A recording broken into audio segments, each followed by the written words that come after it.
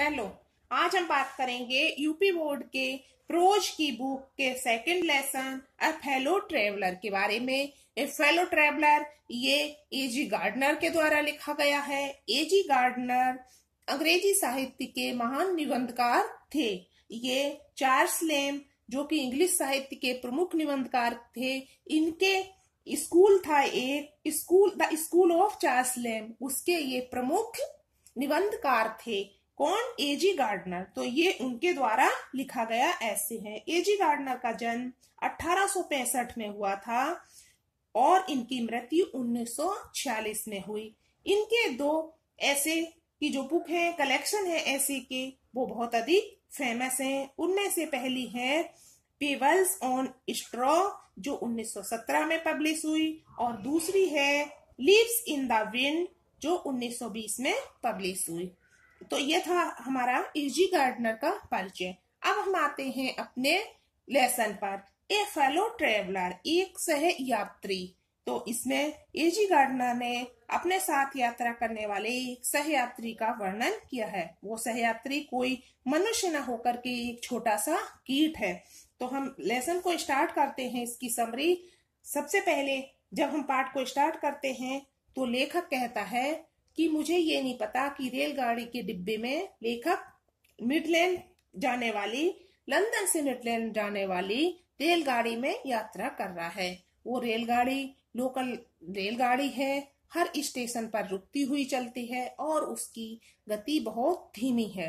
तो वो रेलगाड़ी, लेखक कहता है कि इसमें बैठकर ऐसे लगता है जैसे ये निरंतरता का बोध कराती है, धीरे धीरे चलती रहती है।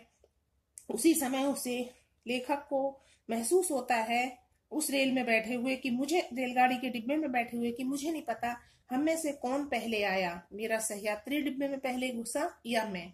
लेखक डिब्बे में बैठ गया। जिस समय वो रेलगाड़ी चली उस समय वो खचाखच भरी हुई थी, बहुत अधिक पैसेंजर थे उसमें। धीरे धीरे रेलगाड़ी में से एक एक दो दो करके पैसेंजर्स, यात्री उतरते गए और लेखक अकेला उस डिब्बे में रह गया। जब लेखक अकेला रह गया तो उसने वहां अकेले होने में जो स्वतंत्रता का अनुभव होता है उसका वर्णन किया है कि हम उस रेलगाड़ी में जा रहे थे जो रात में शोर करती हुई झटके देकर चल रही थी, और इसमें बहुत ही सुहानी स्वतंत्रता और स्वच्छंदता का हम अनुभव कर सकते थे। हम चाहे किसी से भी कितनी जोर से बात कर सकते हैं, हमारी बातों को कोई सुनने वाला नहीं है। किसी व्यक्ति से काल्पनिक बहस कर सकते हैं और उसे उसमें हरा सकते हैं।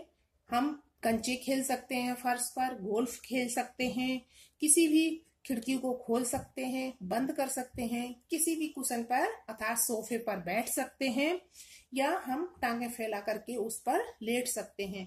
हमें पूरी स्वतंत्रता है क्योंकि डिब्बे में कोई भी नहीं है और अकेला होने के कारण हम स्वतंत्रता का उत्सव मना सकते हैं।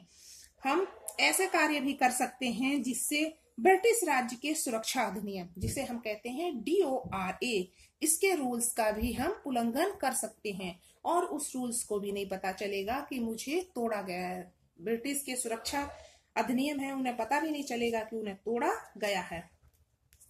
उसके बाद लेखक कहता है कि लेकिन मैंने इनमें से कोई भी कार्य नहीं किया। उस रात मेरे ध्यान में ये कोई भी कार्य नहीं आए।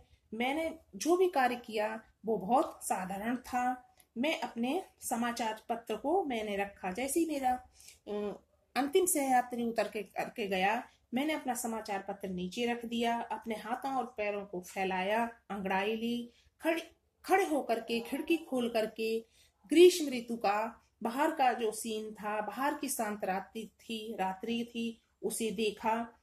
दिन की धुंधली रोशनी में हल्के प्रकाश को देखा, अर्थात संध्या हो रही थी, शाम का समय था, तो हल्के प्रकाश को देखा जो सूरज उत्तरी दिशा में जाते जाते ऐसा लग रहा था जैसे रुक गया हो।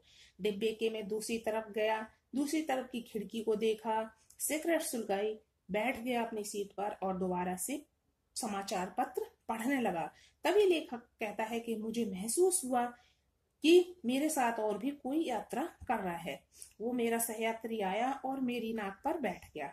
वह एक पैने पंख वाला साहसी कीट पतंगों में से एक था, जिसे हम साधारण बोलचाल की भाषा में मच्छर कह सकते हैं। मैंने उसे अपनी नाक के ऊपर से उड़ा दिया। उसने पूरे डिब्बे का चक्कर लगाया, उसकी लंबाई चौड़ाई और ऊंचाई का निरीक्षण किया। उसके बाद खिड़की के पास गया, लाइट्स जो लगी हुई थी डिब्बे में, जो प्रकाश था उसके चारों तरफ उसने चक्कर लगाए, और उसके बाद आकर के वो मेरे मैं कोने में बैठा था तो मेरे पास आकर के फिर वो मेरी गर्दन पर बैठ गया। उसे मुझसे अधिक दिलचस्प कोई भी चीज उस डिब्बे में नहीं लगी। मैंने उसे दोबारा उड़ा दिया, वो उछल करके हट गया, डिब्बे का दोबारा चक्कर लगाया, फिर दोबारा आकर के मेरे हाथ की दूसरे तरफ पिछले भाग पर बैठ गया। अब लेखक को जब वो उसके पिछले हाथ के पिछले भाग पर बैठ गया तो उसे उसके ऊपर गुस्सा आने लगा। उसने कहा कि उदारता की भी कोई सीमा होती है, मैं तुम्हें बार बार उड़ा रहा हूँ, लेकिन मैं विशिष्ट व्यक्ति हूँ, तुम इस बात का भी ध्यान नहीं रखते कि मैं काली टोपी पहनता हूँ।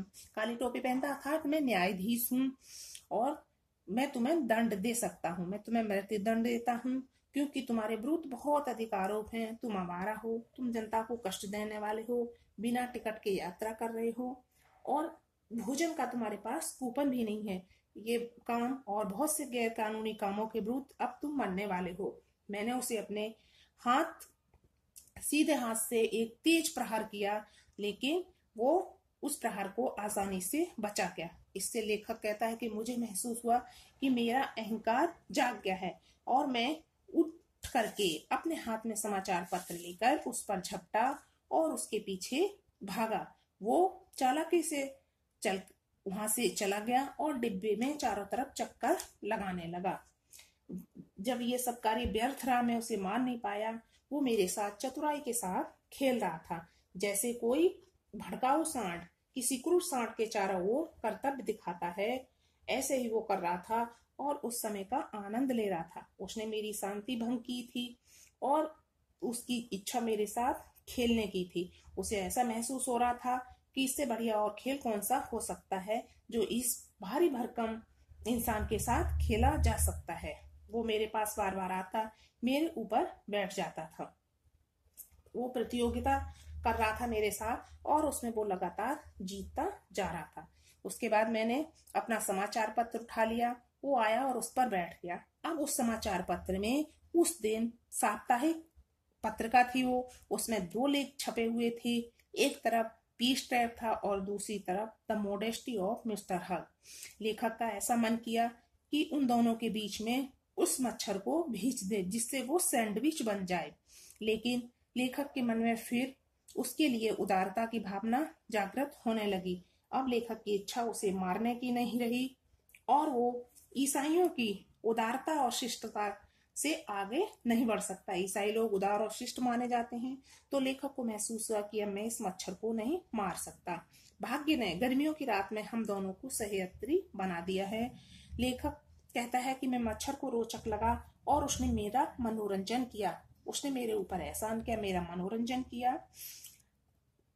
एहसान दोनों तरफ से हुए, इस मौलिक तथ्य पर आधारित है कि हम दोनों का जीवन नश्वर है। उसका जीवन भी नश्वर है और मनुष्य का जीवन भी नश्वर है। जीवन के सुखद क्षण तथा दुखद पहलू दोनों ही समान रूप से हम दोनों में विद्यमान हैं।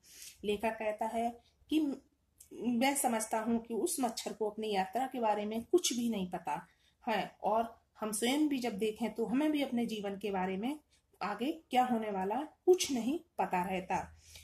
उसे मच्छर को केवल एक आभास था कि वो रात में गाड़ी में चल रहा था, और इसी तरह मुझे आभास हो रहा था कि मैं भी रात में गाड़ी में यात्रा कर रहा हूँ। इसी तरह चलता रहा। अचानक लेखक का स्टेशन आ गया और उसे महसूस भी हुआ कि स्टेशन आ गया, क्योंकि उसे खिड़की से आवाज आई, आज रात के आगे जाने का प्रोग्राम है श्रीमान जी। तो उसने देखा कि एक कुली उसे आवाज दे रहा है। लेखक का स्टेशन आ गया है। लेखक ने उस कुली को धन्यवाद दिया और उसे बताया कि मुझे थोड़ी सी झपकी लग गई थी, हल्की सी नींद आ गई थी, इसलिए मुझे स्टेशन का ध्यान नहीं रहा। उसने अपनी टोपी और अपनी छड़ी उठाई लेखक ने, और सुहानी उस रात में, गर्मी की सुहानी रात में डिब्बे से बाहर प्लेटफॉर्म पर आ गया। जब उसने डिब्बे का दरवाजा बंद किया तो उसने देखा कि उसका सह्याद्री अर्थात मच्छर लैंप के चारों ओर मंडरा रहा था। तो ये था हमारा ए फेलो ट्रेवलर लेसन की हिंदी में समरी। अब उम्मीद है सबको समझ में आ गई होगी। अब नेक्स्ट वीडियो में इसके बारे में आगे बात करेंगे।